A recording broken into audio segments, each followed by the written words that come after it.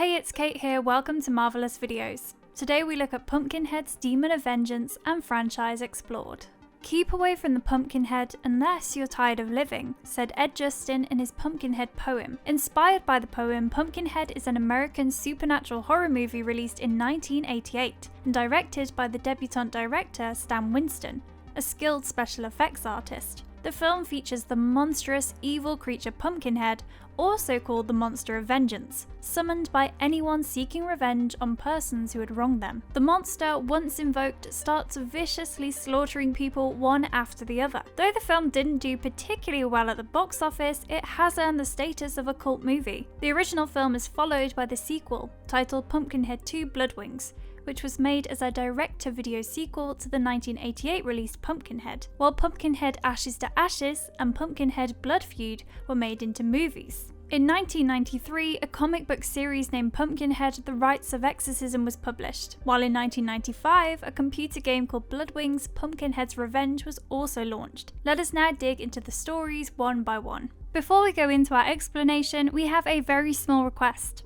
If you like our content, please support us by subscribing to our channel. This is a small click for you, but for us, it means a lot. Thank you, and let's begin.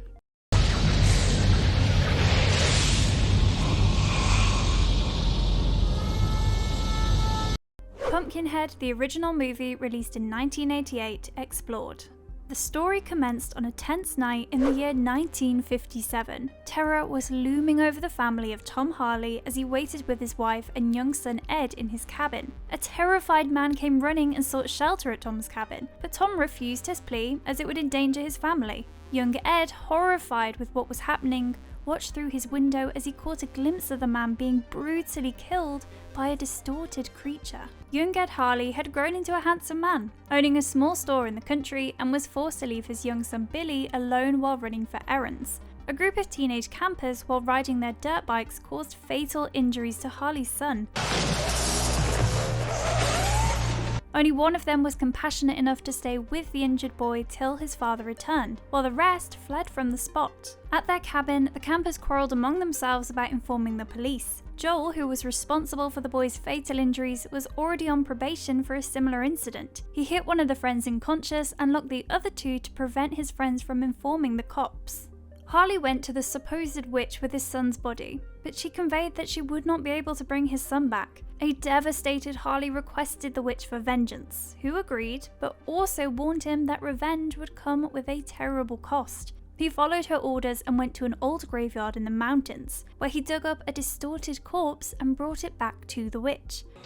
For each of man's evils, a special demon exists. The witch took the blood from Harley and his son and resurrected the corpse, which rose as the gangly, monstrous creature, the Pumpkinhead. Meanwhile, Joel repented his actions and decided to surrender to the police, but the monster had already arrived for revenge. One of the girls, Maggie, was hypnotized by a voice calling her name and followed it outside the cabin. However, Steve brought her out of the trance but was attacked and killed by the Pumpkinhead, while Harley experienced the entire murder through the monster's eyes. While the campers searched for Steve, Maggie was captured by the clawed hand of the monster. As Ed started experiencing the fiercely horrifying murder of Maggie, he was unable to bear it anymore and rushed to the witch to stop the demon from further violence. But the witch laughed in sarcasm and informed that the Pumpkinhead could not be stopped unless its vengeance was completed, and warned Harley that he would die if he interfered in the monster's mission. Joel tried to confront the monster with a knife, but it slammed him aside and dragged off another camper. Harley arrived at the spot and shot the Pumpkinhead, but as Joel leaned to check, the monster stabbed him with Joel's rifle and killed him. The three remaining campers begged the local people to help them, but they denied help as they didn't want to endanger their lives, as the monster had marked the campers for revenge. Bunt, a local boy, decided to help the remaining two campers, Tracy and Chris, and took them to an abandoned church. There, Bunt narrated the legendary story of the Pumpkinhead, stating that he is summoned by someone who seeks revenge on people who have wronged him, and the monster kills all the people targeted for revenge. If anyone tries to stop the Pumpkinhead, he also becomes its target. Consequently, the Pumpkinhead attacked Chris, threw him against a tree, and dragged the body to Harley's home, where Tracy, Bunt, and Harley were hiding. Bunt became the next target of the Pumpkinhead, as he had helped the campers.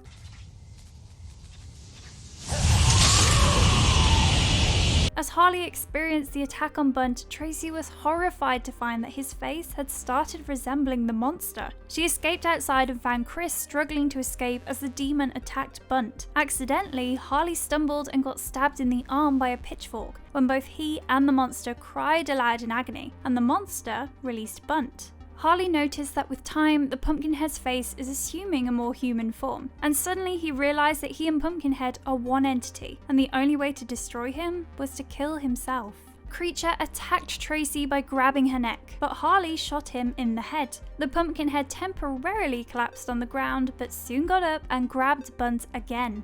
Tracy finally took the gun as Harley begged her to shoot him, but she hesitated. But as Harley got up and tried to attack, Tracy fired her gun, killing Harley and the Pumpkinhead simultaneously. Tracy, Bunt, and Chris stared in disbelief as the Pumpkinhead burst into flames. Late at night, the witch buried Harley's disfigured body in Pumpkinhead's grave. The concluding scene of the movie shows Harley's corpse still wearing the necklace made by his son Billy. Most horror fans look forward to a unique creature in horror films, and one such creature was definitely the Pumpkinhead, which was immensely successful in spreading its impact, especially haunting the children of the 80s and 90s. Stan Winston's creation of the Pumpkinhead was a great hit, though the movie itself sank in the box office.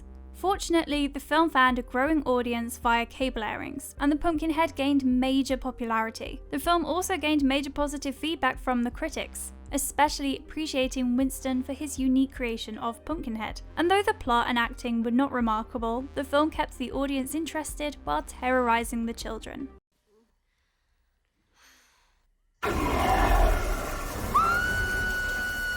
Pumpkinhead 2 Bloodwings, released in 1994. The movie started in the year 1958 in a small backwater town named Ferren Woods. An old blind witch, Miss Ozzie, was seen feeding a deformed orphan called Tommy, who in fact was the offspring of Pumpkinhead. While Tommy was being fed, a group of 6 teens noticed him and stopped by. They were convinced that he was a kind of demonic creature, and they started chasing him with knives and baseball bats. Finally, they managed to corner him at an old iron mine, thrashed him and dropped him into the mine, killing him brutally. After 35 years, Sheriff Sean Braddock arrived at the town with his wife and his daughter Jenny. Sean was a friend of Tommy before he was slaughtered by the 6 teens. Sean had grown up in Ferren Woods and had returned to the town only after being offered the job of the sheriff. He had served as a police officer before, while his daughter Jenny had got herself into lots of trouble with the law, especially with her father.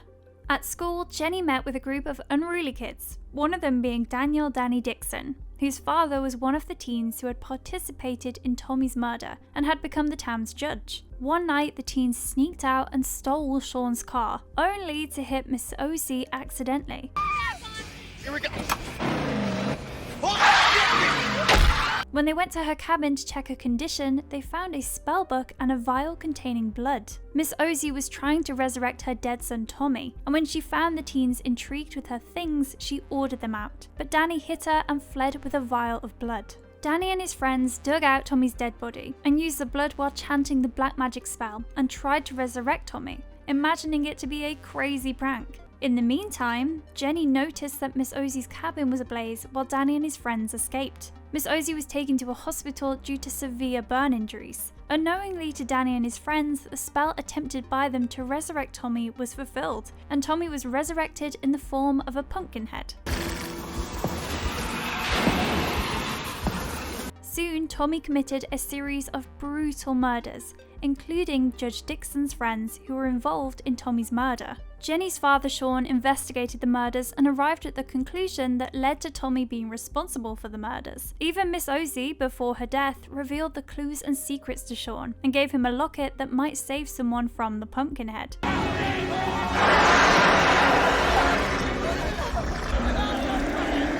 Thus, Sean discovered the truth about Tommy turning into Pumpkinhead and the victims being killed, realizing that the next victim was supposed to be Judge Dixon. Judge Dixon gathered a gang to assist him in finding and assassinating the creature which was responsible for the grisly murders of his friends. But before the gang could even arrive, the Pumpkinhead killed Judge Dixon brutally.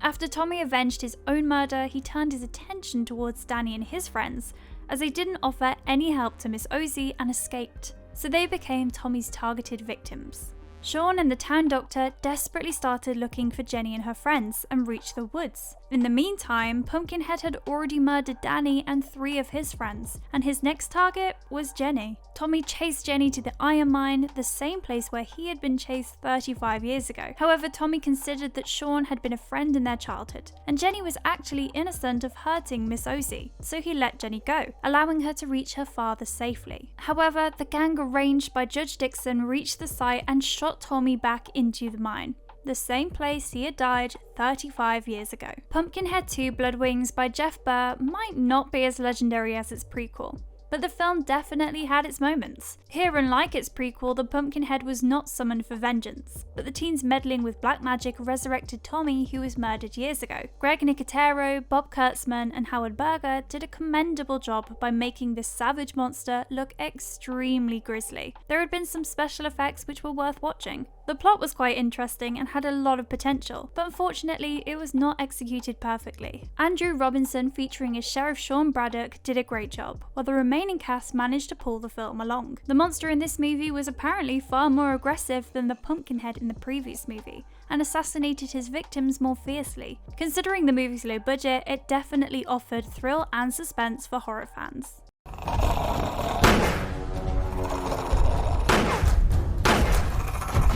Pumpkinhead 3 Ashes to Ashes, released in 2006. Bunt Wallace, the character from the original Pumpkinhead story who had helped the victims from the Pumpkinhead, was suffering from a nightmare, where some unknown creature chased him through the woods. When Bunt fell into a pit full of mud and skeletons, the creature was shown as none other than the Pumpkinhead, who marked his forehead with an X sign with its claws. Bunt was awakened by Doc Fraser, a local mortician under whom Bunt worked. Doc was revealed as a cruel, heartless person, responsible for kidnapping and killing local people to steal their organs and hiding the dead bodies in the swamp. While Bunt was hiding the body, he encountered the ghost of Ed Harley.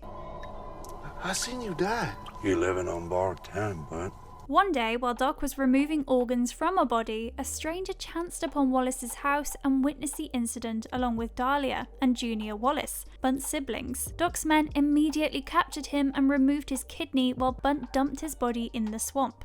But this stranger was still alive, and while he tried to escape, he landed and fainted in front of a car. A lady named Molly got out of the car and tried to help the stranger when he narrated everything he had seen in the Wallace residence. Molly took the stranger to the police station and recounted the stranger's experience to the sheriff. While the stranger succumbed to his injuries, Molly and the sheriff reached Wallace's house and arrested Bunt, Dahlia, and Junior, while the main culprit Doc remained untouched. Meanwhile, the police started digging up all of the dead bodies in the local area which had been dumped by Bunt and his gang. While searching for dead bodies, an officer reached the spot where the body of Pumpkinhead was buried and accidentally dug up its body, considering it a normal corpse, and kept it with the other bodies. In the meantime, the officers brought another child's corpse, which unfortunately was Molly's long-lost child. While Molly was devastated with the death of her child, on the other hand, the witch appeared at the place and took the Pumpkinhead's corpse, stating to the officers that it didn't belong there. Eventually, Molly visited the witch and requested her to resurrect her child, but the witch refused, stating that she was unable to bring life to the dead. I can't bring back the dead. Later, Molly visited some of her friends whose parents had also been murdered by the organ dealers and asked them to approach the witch for revenge. Thus, Molly, Richie, Ali, and Ronnie went to the witch for vengeance, and the witch uttered the same sentences as the first movie, that vengeance would come at a terrible price. Powerful price for what you're looking for. But the four friends were desperate for revenge, so the witch collected their blood and poured it on the dead body of the Pumpkinhead. Immediately, Pumpkinhead was alive while the four friends fainted. The monster reached the police station where Bunt, Dahlia, and Junior were imprisoned, and instantly slaughtered Junior. The four friends experienced the ghastly murder as they had been indirectly connected to the Pumpkinhead. Bunt and Dahlia somehow manage to escape and reach Doc's house, explaining to him everything about the Pumpkinhead. The Pumpkinhead reached Doc's house and killed one of his men. While the friends were experiencing the murder, Oliver saw them and reported everything to Doc about the four friends and their connection to the witch. Doc and his gang hid somewhere under a church, and Doc asked Bunt about the ways the monster could be stopped, as Bunt was already experienced with Pumpkinhead. Bunt narrated his past incidents, stating the fact that he was alive only because Ed Harley, who had summoned the monster, was killed, hence killing the monster. Doc eventually was invited to a ceremony held in the church in memory of the murdered victims. Suddenly, Pumpkinhead appeared at the ceremony and started brutal murders of anyone crossing his way. The church was engulfed in flames, and consequently, Ronnie died there while the Pumpkinhead, connected to Ronnie, became unconscious. Doc and Dahlia saw the Pumpkinhead burning in the church, but Bunt conveyed that the monster would not die easily. But as Doc became aware of the fact that Pumpkinhead can be stopped by killing the hosts, he made a plan to murder the four friends who had summoned the devil. Ali and Oliver requested the witch to stop the demon, but the witch, as before, stated that the Pumpkinhead would not stop unless its vengeance was totally achieved.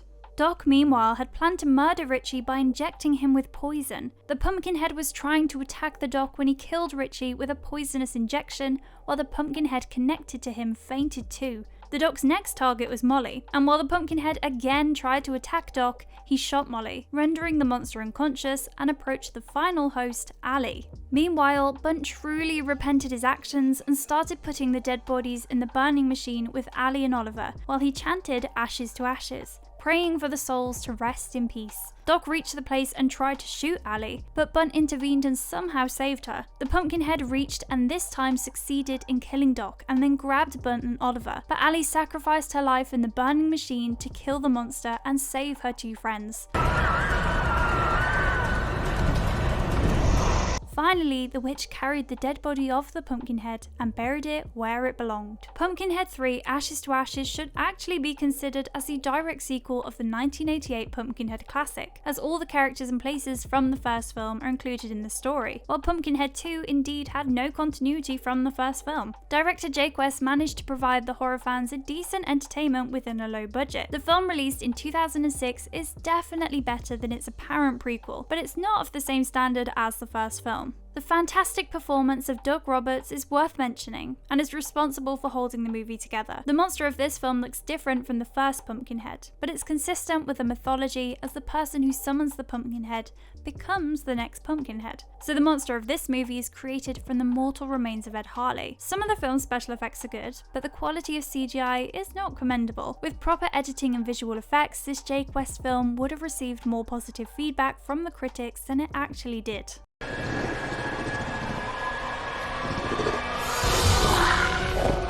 Pumpkinhead 4 Blood Feud, released in 2007. The movie commenced with a pair of bikers driving away from the fierce Pumpkinhead. One of the men hit a tree branch and fell from the motorcycle as the monster grabbed him, and as he was being killed, another man in a log cabin was seen experiencing the murder by the demon. The other biker, Dallas, ran to the log cabin and begged the person who summoned Pumpkinhead to stop it, but the monster smashed through the window while Dallas tried to shoot the monster with a tiny pistol. When Dallas realised that the bullets of the pistol had no effect on the Pumpkinhead, he decided to kill the summoner and shot him, while the Pumpkinhead also vanished. Ed Harley's spirit appeared and warned Dallas that Pumpkinhead would be back, and there would be nowhere to hide. After 5 years, the movie focused on an ongoing marriage ceremony of the McCoys, where the Hatfields created a ruckus and vandalised the event, showing the permanent feud between the two families. Jodie Hatfield, the youngest member of the family, was quite fed up with the constant hostility, and often protested the wrongdoings of her naughty brothers.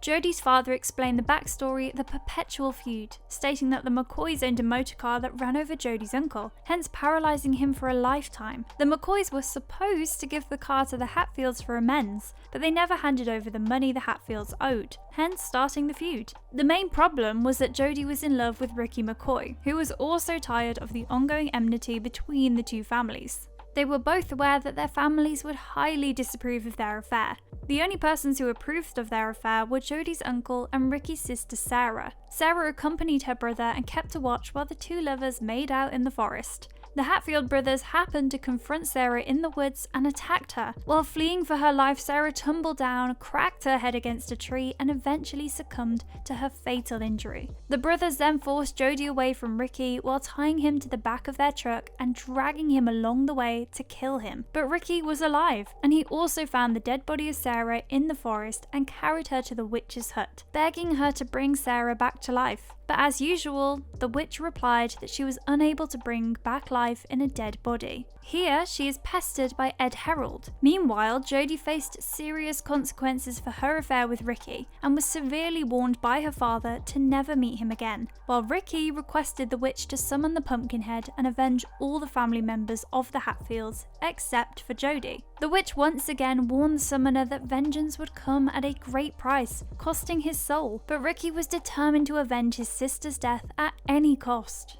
Meanwhile, the ghost of Ed Harley appeared in Jody's room and gave her a hint of the terrible future that awaits them. In the morning, Jody had a short debate with the local kids about the reality of the Pumpkinhead, which she thought didn't exist. But the kids narrated the story of Ed Harley and his summoning of the Pumpkinhead. Witch Haggis summoned the Pumpkinhead and he came back to life, and it didn't take long for him to hunt down the Hatfield brothers, ripping them off while Ricky was not only experiencing the murder, but rather seemed to enjoy the brutality. Meanwhile, the monster continued its series of brutal murders, killing more Hatfield members one by one while everyone started noticing the strange behaviour of Ricky. Jody in the meantime managed to reach the witch's hut and confronted the Pumpkinhead there in broad daylight, but the witch consoled Jody, saying that it would not hurt her as it had been summoned only to hurt her family. But Jody wanted to know how to stop the monster when Ed Harley appeared and told her that she had to do the hardest thing to stop the demon. Meanwhile, the Hatfields were convinced that the McCoys were responsible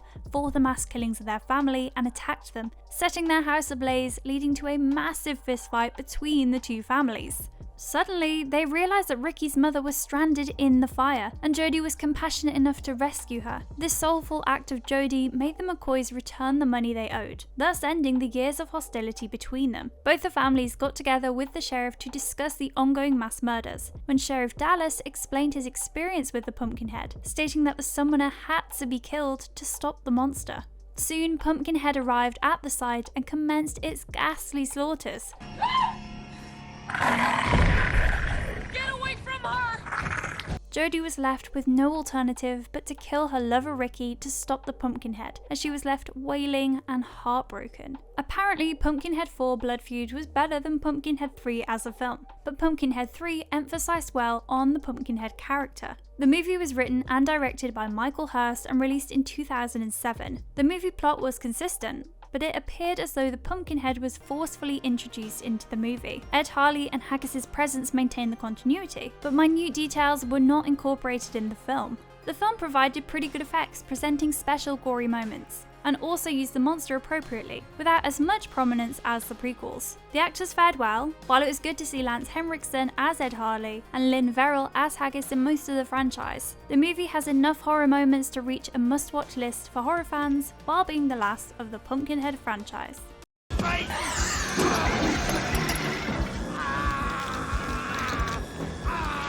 Demon of Vengeance, Pumpkinhead Explored. The Pumpkinhead, also known as the Demon of Vengeance, is the fictional character introduced in the 1988 horror film Pumpkinhead and its sequels. The creature was designed by Stan Winston and played by Tom Woodruff Jr. and others in the original film. Also known for portraying plenty of other monsters in films like Alien. Mark McCracken played the role of the monster in the sequel, but was not much appreciated, and so was Bob Gunter, responsible for portraying the monster in the last two sequels. In the films, the demon can be summoned by anyone who seeks revenge against one or more persons who had caused the person to suffer terribly. Accordingly, the demon marks its targets and starts killing the targeted victims one by one brutally. No matter where the victims try to hide, there is no escape from the Pumpkinhead, as it doesn't stop unless all the victims are slaughtered. As the marked victims die, the summoner will also feel the physical and emotional pain that the targets go through. This is the reason the witch always warned the summoners that vengeance would be achieved at a terrible price. It will cost their soul. Thus, the only way to stop and kill the Pumpkinhead is to kill the conjurer. The Pumpkinhead had always been associated with the older woman Haggis, whose motives were unknown. Only in the second sequel, the witch was called Miss Ozzy, who might be different from Haggis and cared for the deformed child Tommy. The Pumpkinhead must be unearthed by the witch or the summoner and needs the blood of one or more summoners along with magic spells from the witch to get invoked. More is the number of conjurers in the ritual, the bigger and stronger the demon is.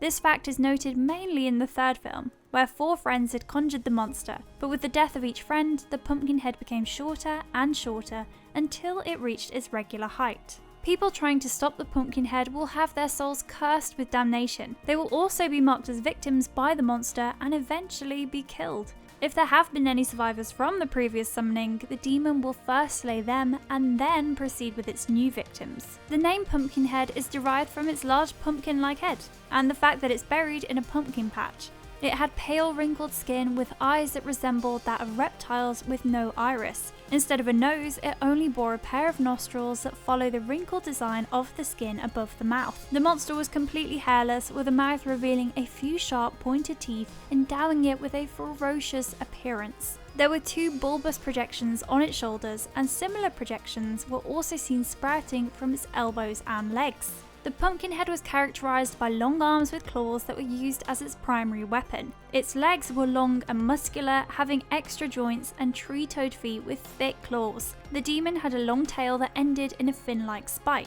Pumpkinhead 2 featured the monster with completely pale bloodshot eyes and all sharp teeth. The last 2 sequels used different costumes for the Pumpkinhead, where the creature appeared smaller with human postures. The skin of the creature was shown hazily green in colour, and the bulbous projections it had were replaced with sharp spikes. The fin-like spike on the monster's tail was also changed to make it look like its spikes, rendering a more devilish look to the monster. The Pumpkinhead is the personification of its conjurer's hatred, the desire for vengeance and unforgiveness, making it even more deadly and unforgiving. It seems to enjoy the grisly murders it performs and sometimes allows its victims to escape, only to heighten the fear in its target and its amusement. The monster is sadistic and prioritizes anguish and terror in the killings. It can never be distracted from its task and will never kill random people unless they try to stop it, while it will only stop when its mission of revenge is over or if the summoner is killed. There is no effect of any conventional weapon on its body, as it will instantly regenerate from its injuries, but on many occasions we have seen that if the summoner gets hurt, the demon gets injured as well. While in the third sequel, it's noted that every time one of the 4 conjurers died, the Pumpkinhead became unconscious, but very soon it regains its trail to hunt its targeted victims. The monster is smart enough to fool its targets or smash the cars and bikes of the victims to stop them from escaping. The Pumpkinhead has tremendous strength with which he is capable of murdering the people very brutally. The costume of the Pumpkinhead used in the first 1988 film was most likely burned and disposed of after the film, but the costume used in the sequels is for sale at a website called Prop Store, in case anyone is interested. Creation of Pumpkinhead by the master of special effects, Stan Winston, explored. The producers of the 1988 Pumpkinhead horror movie, De Laurentiis Entertainment Group, had sent the script of the movie to Stan Winston, requesting him to create the design of the Pumpkinhead monster. But Winston was so interested in the script for his film directing debut that he told the producers that he would design the creature only if he was allowed to direct the film. While Stanford focused on the script, the artists of his studio designed the humanoid monster, with a large head, withered facial features, and long limbs with clawed fingers. With Stan's enthusiasm and encouragement, the sculpture of the Pumpkinhead was created by the designers, Alan Gills, Shane Mahan, John Rosenbrandt, and Tom Woodruff Jr. From the sculpture, the artists and mechanics of Stan Winston's studio created the suit and the head. Stan Winston's studio also provided additional Pumpkinhead suits for stunt sequences, and with Stan's expertise, everything was completed within a very low budget. It's an amusing fact that fun was the mood prevailing in the set of the horror movie Pumpkinhead. Winston set up a humorous and light-hearted spirit in the studio, as everyone in the studio enjoyed it wholeheartedly. Now when the artists look back to those days and realise that everything was accomplished within $3, they are still amazed. While Pumpkinhead remains an ideal example of an effective low-budget classic horror movie.